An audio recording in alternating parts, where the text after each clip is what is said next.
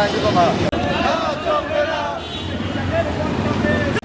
মুহূর্তে আমাদের এখানে সুফি মিজানের বিরুদ্ধে বিভিন্ন দুর্নীতির অভিযোগ তুলে আজ চট্টগ্রাম প্রেস ক্লাব চত্বরে মানববন্ধন ও লিফলেট বিতরণ করে বিক্ষুব্ধ জনগণ। তাদের দাবি, সুফি মিজান ছিলেন ফেসিবাদী শেখ হাসিনার দোসর। তিনি বিগত 15 বছরে শেখ হাসিনার ক্ষমতাকে কাজে লাগিয়ে টাকার পাহাড় গাড়ু তুলেছেন নানাভাবে।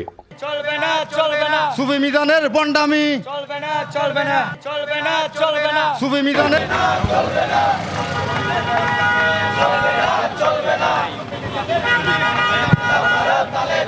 বিক্ষুব্ধ সাধারণ জনগণ অভিযোগ তোলেন, এই সুফি মিজান 100 টাকা থেকে কি করে এত হাজার হাজার টাকার মালিক হলো। হচ্ছে একজন আওয়ামী লীগের মানুষ, তার কাছে ছিল 100 টাকা।